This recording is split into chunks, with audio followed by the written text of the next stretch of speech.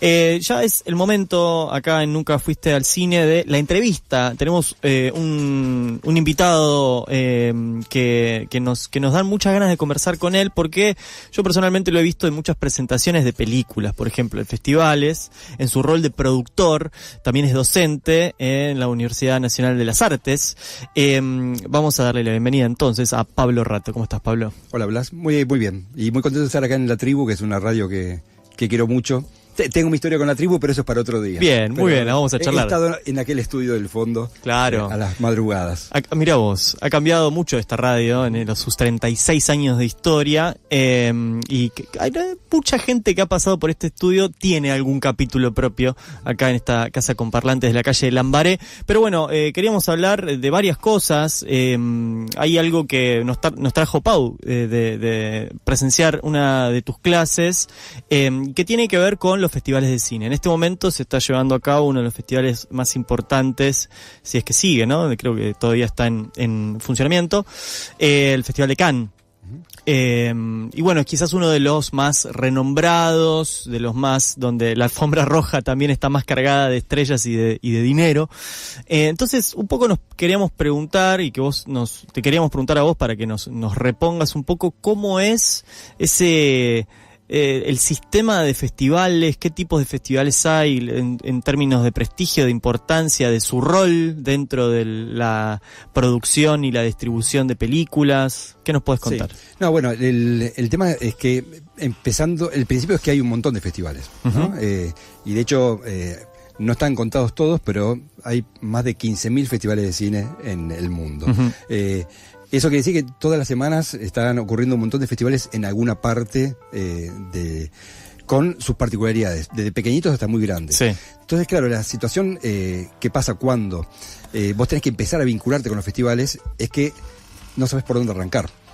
Ahí hay una situación que es lo que ordena todo eso, el circuito de festivales, es que todos esos enorme cantidad de festivales hubo hace muchos años una organización que es la FIAPS, que es la Federación Internacional de Asociaciones de Productores de Films, se pusieron de acuerdo en ordenar una jerarquía de festivales. Ajá. ¿No? Y en aquel momento, hace ya más de 50 años, los organizaron en una primera categoría de festivales, que son los que se conocen como festivales clase A, que son 15 en total, y que ocurren empezando en febrero y terminando en noviembre, más o menos uno cada 3 semanas.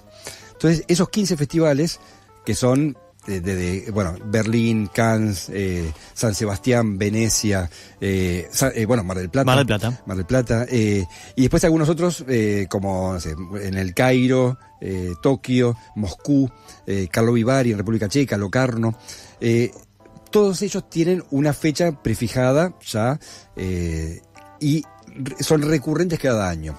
Entonces, esos festivales, que son los más importantes, lo que hacen es ordenar el resto, a todo el resto. Claro.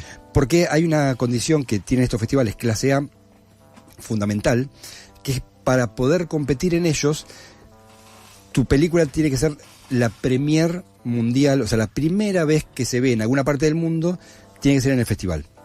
Entonces eso termina ordenando todo el año, porque si vos arrancás en un festival, esa condición de estreno mundial, de premier, ya la perdiste, estrenaste en ese festival y después empezás a recorrer otros, pero de menor categoría. Claro. Por eso es que entre estos festivales, 15 festivales grandes, habitualmente se pelean por estrenar las películas. Entonces, cuando vos arranca el año, por ejemplo, si vos te fuiste de vacaciones, te desconectaste, te desenchufaste, y cuando volvés y te conectás con la noticia de cine, no sé, ves algún portal especializado, siempre, si te fijas, la primera noticia que te enterás del año siempre está relacionada con Berlín, por ejemplo. O sea, siempre la primera noticia de una película siempre es Berlín. Eso porque Berlín es el primero del año. Entonces, ahí empieza este circuito. Claro. Luego van transcurriendo lo demás. Y la cuestión es que, por un lado, tiene esa condición de premier que te obligan, pero además, cada uno de estos festivales tiene una línea editorial propia. Ajá. Son muy diferentes las películas que vos ves en la competencia en Berlín a las que ves en San Sebastián. Y eso tiene que ver con la identidad y la línea editorial de cada festival. Entonces, cuando vos tenés una película y querés empezar a transitar ese circuito, lo primero que tenés que hacer es intentar identificar tu película, en qué línea editorial va a ser mejor recibida. Claro. Porque todas las películas de todos los festivales, y especialmente de los clase A, son todas películas importantes y valiosas, pero son diferentes. Entonces, si vos no tenés la capacidad de detectar eso, es muy probable que por ahí intentes un camino que sea que sea frustrante, uh-huh. Pero no porque tu película no sea suficientemente buena, sino porque por ahí, si tenés una película que es un drama romántico con contenido social, contemporáneo, con una estética por ahí medio trash, y bueno, por ahí en Berlín vas a por ahí encontrar un lugar y en San Sebastián no. Entonces, si vos no te das cuenta de eso, por ahí intentás llegar a uno, no te seleccionan, y quizás no es porque la película no tuviera condiciones, sino porque empezaste por el lado incorrecto. Claro. Y el resto del festival, o sea, los que son no estos 15, repiten esa lógica. Entonces vos tenés, por ejemplo, el Bafisi, que no es clase A, pero es un festival que está hecho, en su momento se inspiró mucho en Rotterdam, que tampoco es clase A. Pero son dos festivales que tienen una identidad como más joven, más de descubrimiento, no tanto de autores consagrados, y que por ahí vos están ubicados también en algún momento del año, donde si vos vas siguiendo esa lógica y comprendés cómo funciona, podés llegar a insertarte mejor. Te quería preguntar varias cosas, ¿no? Porque en primer lugar, me imagino que hay que ser un festival clase A no es lo mismo en el centro de Europa que en la provincia de Buenos Aires. Uh-huh.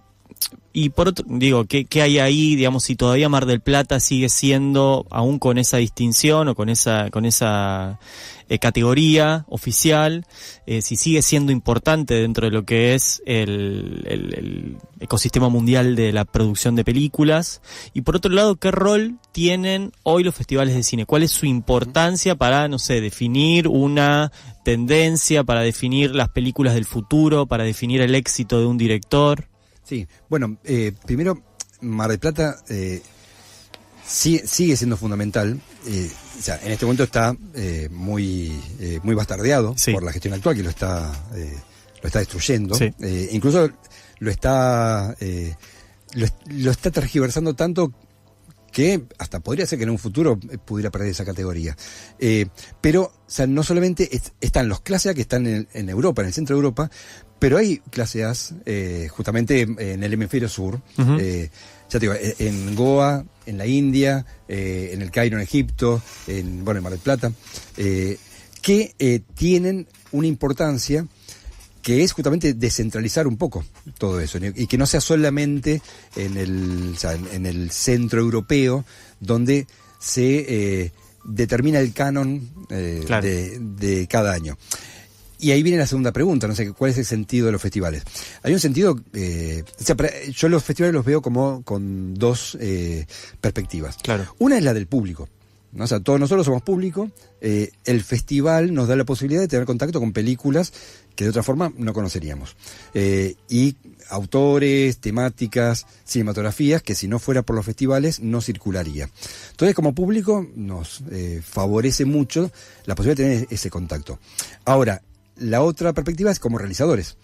Entonces, el realizador, y especialmente el realizador independiente, y especialmente el autor, necesariamente tiene que usar el circuito de festivales para poder visibilizar su obra.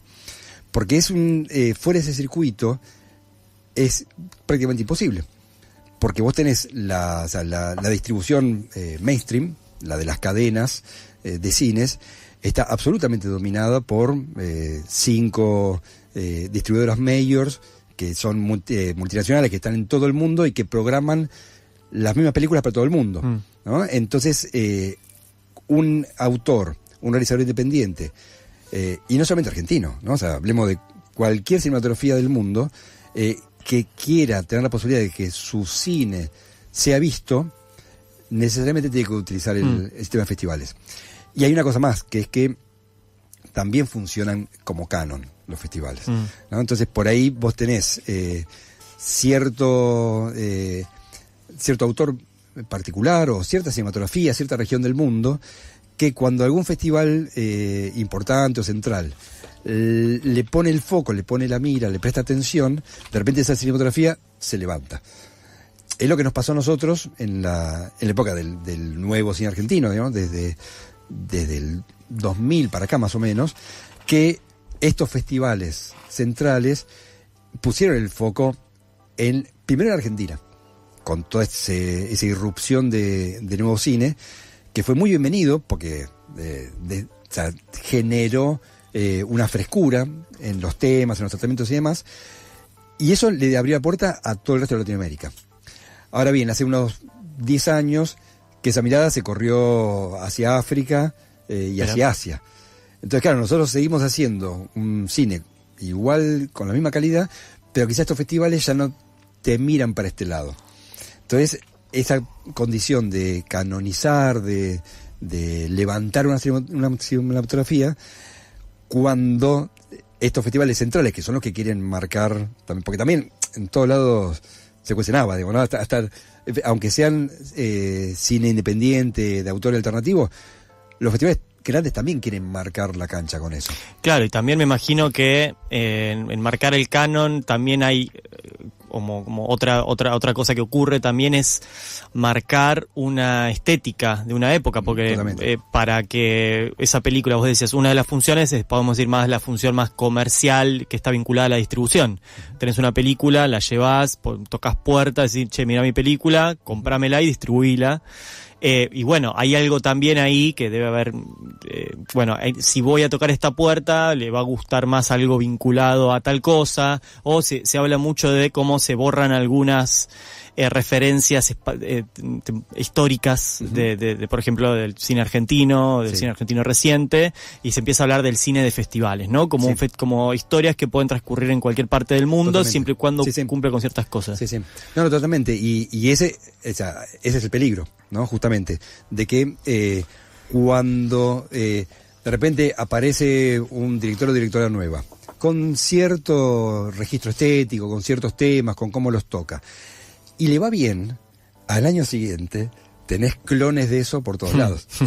Porque también hay en esa... O sea, por supuesto que hay directores y directoras con mucha comprensión de lo que quieren contar y cómo quieren hacerlo, ¿no? Y esos van a estar a salvo siempre.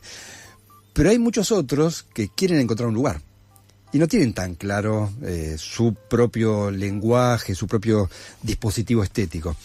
Entonces, cuando de repente ven que alguien la pega y empieza a circular, y es muy común que aquel que está buscando un lenguaje propio, pero que en realidad lo que quiere es figurar, tener un lugar, imite lo que ya vio que funcionó. Pero tampoco funciona del todo, porque en realidad los festivales todos los años van cambiando esa mirada. Entonces, si vos llegás un poco tarde, terminás siendo uno de entre una camada que hacen todos algo parecido y que encima el festival ya pasó por ahí. Claro. Entonces, eso es muy riesgoso y es esta cuestión que a mí siempre me preocupa como estar despierto frente a eso, que es buscar tu propio discurso, tu propia voz y intentar hacerte un lugar con eso, no imitando algo que viste que funcionó. Estamos hablando con Pablo Rato, docente y productor de cine. Rodri. Sí, te voy no te voy a sacar del mundo de los festivales, pero sí pienso un poco en el cine de género, ¿no? Y por ejemplo en el Buenos Aires Rojo Sangre. Justamente ahora se está dando el Bariloche Rojo Sangre, que labura con el Buenos Aires Rojo Sangre, está el Mendoza Rojo Sangre. A nivel internacional, y a nivel nacional si querés también, ¿cuál es la relevancia de ese tipo de festivales? Que son festivales más de nicho. Sí, la relevancia es mucha, porque en realidad el género se ha potenciado mucho en los últimos años. No es casual todo lo que ha pasado con películas de género últimamente que han logrado encontrar su público y su lugar. Lo que tiene los festivales de género es que en general están hechos por gente muy entusiasta y militante de lo que hacen, ¿no? Entonces, en sí, no creo que sea porque sean de género, sino porque la comunidad que está por detrás, la que los genera, la que asiste y demás, es como una publicidad, es una comunidad muy, muy convencida de lo que hace. Entonces, eso genera que esos festivales tengan mucho éxito. Y a nivel internacional, por ejemplo, el festival de género por ahí más exitoso es el de Sitges. Uh-huh. Y bueno, es como una meca, ¿no? Entonces, también lo que empieza a pasar ahí, esto que les decía antes de la línea editorial de los festivales, ¿no? Si vos por ahí haces cine de género, empezás a fortalecerte con participaciones en el Buenos Aires Rojo Sangre, en Bariloche, en Mendoza, y empezás a expandirte, y por ahí tenés la mirada puesta en Sitges, y bueno, quizás lográs llegar, y eso como un camino de ida y vuelta, ¿no? O sea, desde acá hacia allá, y después de allá viene para acá. Entonces, esa cuestión de los... yo creo que en los festivales de género, lo que tienen también, esto de la comunidad, que es muy fuerte, pero aparte que la identidad es muy clara, ¿no? Vos tenés un festival con una identidad clarísima, que esa identidad clara te ayuda a programar mejor, a tener un público más fiel y a hacer que las cosas funcionen de esa forma. Pablo, bueno, aparte de recién Blas te presentó productor también, uh-huh, docente, quería preguntarte, porque muchas veces dentro de la producción de una película, lo que más cuesta es la distribución de la misma. Entonces, ¿qué recorrido tiene que hacer una película para llegar a un festival? Por ejemplo, yo quiero estrenar en el Festival de Toulouse. Sí. ¿Cuál es el recorrido? Sí. Bueno, hay 1000 posibles, ¿no? Yo te cuento el que yo creo que creo y que un poco he comprobado que funciona. Que es que un proyecto de un largometraje independiente, lo normal es que desde que te decidís hacerlo a que lo tenés listo, que tenés una copia para mostrar, lo normal es que transcurran 5, 6, 7 años. Desde ese primer momento inicial hasta que la película está lista. Ese recorrido, pongámosle 5 años de promedio, es un recorrido que si vos querés asegurarte, o tener, no asegurarte, pero tenés más chances de que tu película, cuando esté lista, 5 años después de que te dieron ganas de hacerla, o se te ocurrió, tenga chances más altas, lo que uno debería hacer es, en esos 5 años, ir recorriendo un montón de instancias que existen, muchas de ellas asociadas a los festivales, que son para todas las películas antes de que estén hechas. Entonces, ahí, por ejemplo, uno arranca, lo primero con, por ejemplo, las clínicas de guión. Cuando tienes una idea que todavía ni siquiera tenés el guión escrito, ya hay todo un circuito internacional de espacios de clínica de guión. Entonces vos empezás a participar de eso. En esas clínicas, por supuesto uno aplica, a veces queda seleccionado, a veces no, pero lo vas buscando. Además de ir mejorando tu guión, empezás a hacerte conocer por todos aquellos que forman parte de ese circuito, que no es tan grande. Entonces, haces la clínica de guión, ponele. Luego empezás el desarrollo de tu proyecto y podés empezar a participar en las instancias de Work in Progress, por ejemplo. Donde vos todavía no tenés la película hecha, pero ya la tenés desarrollada, por ahí tenés una carpeta, con una carpeta donde transmitís en palabras y en imágenes cómo va a ser la película cuando finalmente esté lista, y empezás a circular con eso. En eventos de Work in Progress, en mercados. O sea, todos los festivales grandes y los medianos grandes tienen asociado un mercado. El de Cannes tiene el mercado más grande de cine de autor, que es el Marché du Film. Nosotros en Argentina tenemos Ventana Sur, ¿no? Que es la versión latinoamericana del Marché du Films. Berlín tiene el Market. Toulouse tiene la competencia de cine en construcción. Y así Málaga tiene el Mafis. O sea, hay un montón. Cada festival mediano o grande tiene asociado una parte que el público no sabe que existe, porque el público va a las salas y ve las películas, y en paralelo se desarrolla la parte de industria. Entonces vos empezás a circular con tu proyecto, que vas avanzándolo, porque esos 5 años no es que pasás de 0 a 100 en un chasquido de dedos. Vas avanzando. Entonces, cuando ya por ahí vas por el tercer año y ya tenés un guión ya bien desarrollado, reescrito, tenés una búsqueda estética ya definida, hasta quizás tenés un casting seleccionado. Con todo eso, por ahí haces un teaser, ¿no? El teaser es una pieza de entre 3 y 5 minutos, que es como un preparativo de lo que va a ser después la película. Y todos estos espacios que les comento, vos vas y te presentás con ese material. Entonces, la gente, los programadores del Festival de Toulouse, en realidad están 2 años antes, están recorriendo estos espacios, viendo qué es lo que va a venir. Entonces, cuando vos finalmente, si vos hiciste ese recorrido, y finalmente, cuando tenés tu película hecha, si lo hiciste más o menos bien, toda la gente que vos necesitas que sepa que tu película existe, que son los programadores de festivales, que es para que la vean y tengan la chance de que quede seleccionada, ya saben que tu película está en proceso hace 2-3 años, ya se han ido enterando de cosas, si les interesó, ya te pusieron en una lista, te pusieron el ojo encima. Entonces, cuando vos finalmente tenés la película lista, no es que de la nada, dice, hola, ¿qué tal? Tengo esta película, sino que esa misma gente que la va a seleccionar, la conoce ya de antemano.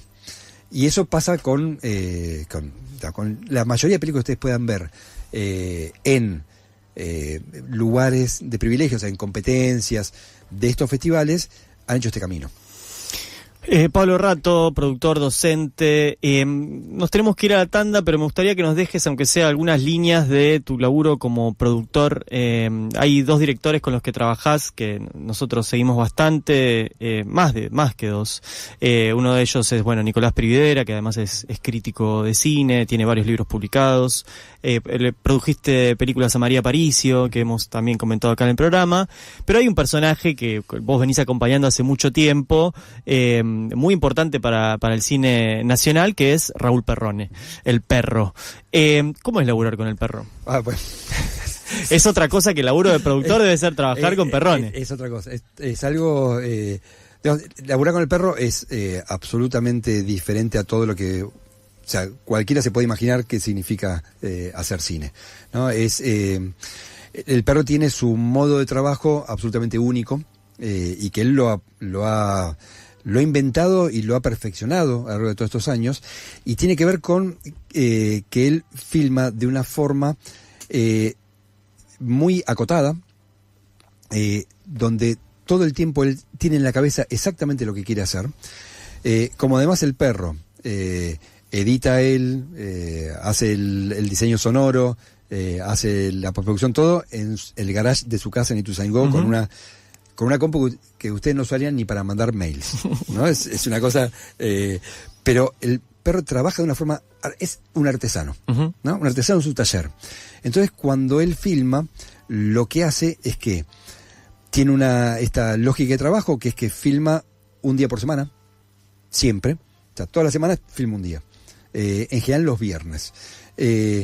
Cuando encara una película, lo que hace es que arma... un esquema de trabajo en general, entre 8 y 10 jornadas como mucho, que es parte de su decálogo, donde arranca el primer viernes, filma jornadas muy cortas, filma 4 horas. Si se le pasa 4 horas, se pone de mal humor y se va. Claro. ¿No? Pero filma exactamente lo que él sabe que quiere filmar. Luego con eso se va a su casa, lo monta, lo edita, al viernes siguiente filma en base a lo que ya filmó, y así va armando todos los pequeños pedacitos que necesita. Esa forma de filmar, y aparte con un equipo súper reducido y casi todos ellos amateur, donde él, como sabe exactamente lo que quiere, puede traer, o sea, situación típica con el perro, tiene, no sé, vamos a filmar el martes que viene, suponete, y va a venir un pibe que va a ser de camarógrafo. Si el lunes ese pibe tiene algún problema, y dice, uy, perro, perdona, no puedo ir. Otro día, uy, ¿ahora qué hago? El perro dice, bueno, a ver, ¿quién está? Vos, vení, hacé cámara. ¿Por qué? Porque él, como sabe, es tan claro la forma en que sabe lo que quiere, que puede lograrlo con casi cualquiera ejecutándolo. Porque él te dice, yo quiero esto. Y de hecho, filma siempre tomas únicas, no hace una retoma salvo que pues toma Sí, única. sí. Que se desmaye el personaje. Algo gravísimo, pero capaz que si se desmaya, entra. Sí, entra. Y él en el momento también se da cuenta de eso. Claro. O sea, o sea, la capacidad que tiene de saber lo que está haciendo es tan grande que nunca pierde el control de eso. Entonces, claro, filma, y ya te digo, filma muy acotado. Acotado es, si vos después ves en la edición, la toma que filmó, la pone tal cual, y no le sobra ni le falta nada. Mira. Entonces, esa forma de filmar tan acotadamente y tan conscientemente, le permite que por ahí en 8 jornadas de 4 horas de filmación, tener el material para una película. Y así es que o sea, todo el tiempo está haciendo una película. Y aparte, como la hace toda él, después la termina. O sea, yo entro y salgo en las distintas etapas cada vez que me necesita. Pero bueno, hay un momento donde de repente no hablo con él 2 semanas y a la vez siguiente me dice, che, ¿te venís la semana que viene? Que te muestro cómo quedó. Claro. Y yo de repente llego y me proyecta la película en su estudio, en su tallercito, y ya está.